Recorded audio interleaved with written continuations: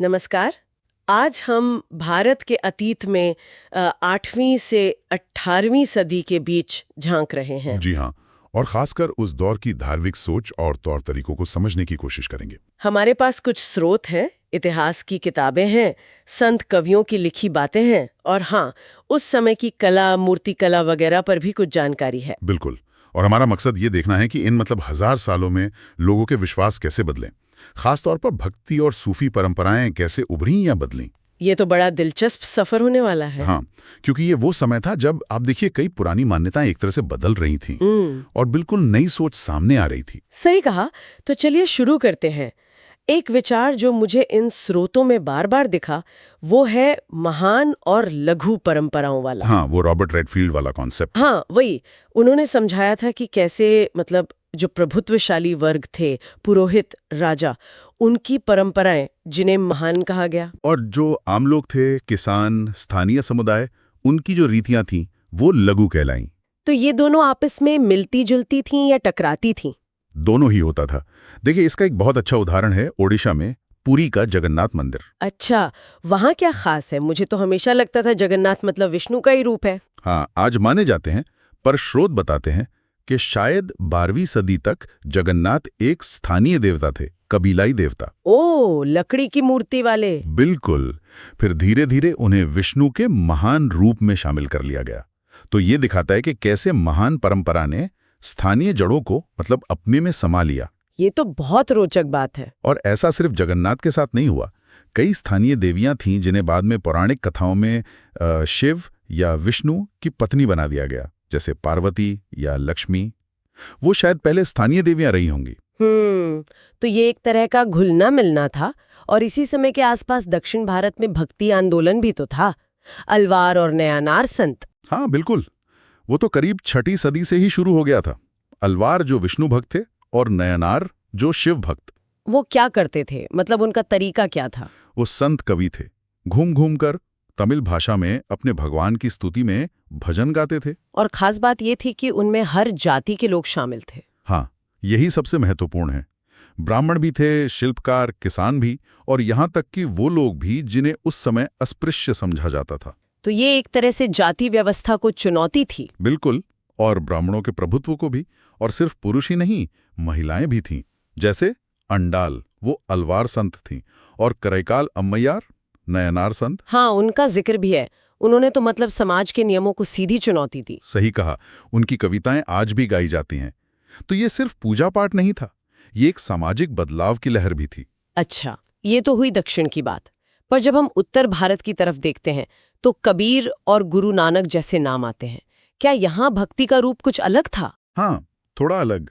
उत्तर भारत में खासकर कबीर, जो करीब 14वीं-15वीं सदी में हुए, और बाबा गुरु नानक 1469 से 1539 ने निर्गुण भक्ति पर जोर दिया। निर्गुण मतलब ईश्वर का कोई रूप नहीं, कोई आकार नहीं, निराकार ईश्वर। अच्छा, कबीर की रचनाओं में तो हिंदू और इस्लामी दोनों तरह के विचार मिलते हैं, है ना? हाँ, बिल्कुल।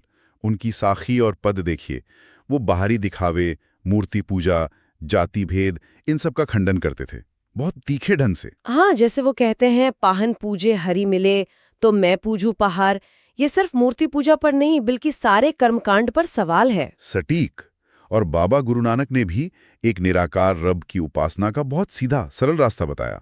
बस नाम जपना, ईश्वर को याद करना। और उन्होंने अपने अनुयायियों को एक समुदाय में भी जोड़ा। हाँ, उन्होंने संगत की शुरुआत की, जहां सब मिलकर उपासना करते थे बिना किसी भेदभाव के।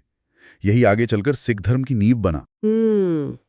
और इसी माहौल में भारत में इस्लाम की एक और धारा आ रही थी, सूफीवाद।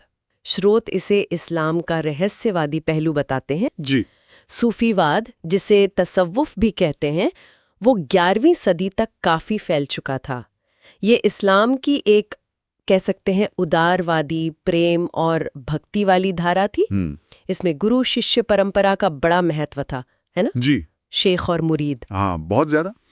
गुरु को पीर या शेख कहते थे, शिष्य को मुरीद।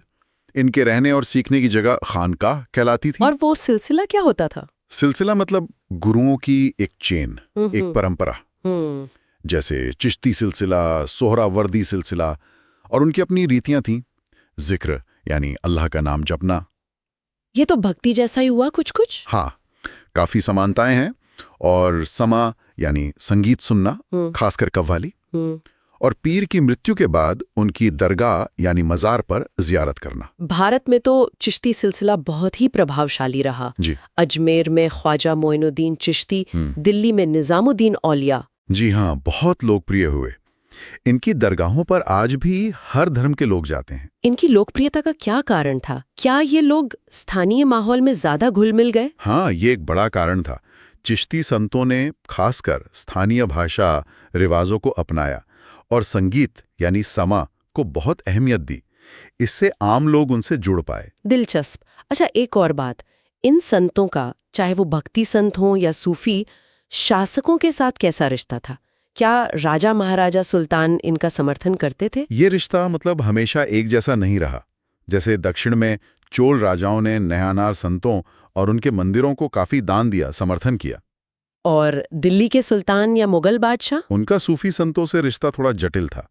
वो उनका आशीर्वाद तो चाहते थे, कभी कभी अनुदान, जमीन वगैरह भी देते थे, पर ज्यादातर सूफी संत, खासकर चिश्ती संत, सत्ता से दूरी बनाए रखना पसंद करते थे। अच्छा, दूरी क्यों? उनका मानना था कि सत्ता के नजदीक रहने से आध्यात्मिक जीवन में बाधा आती है। स्रोत बताते हैं कि निजामुद्दीन औलिया ने तो दिल्ली के कई सुल्तानों से मिलने तक से इनकार कर दिया था। वाह, ये तो बड़ी हिम्मत की बात रही होगी उस जमाने में। बिल्कुल।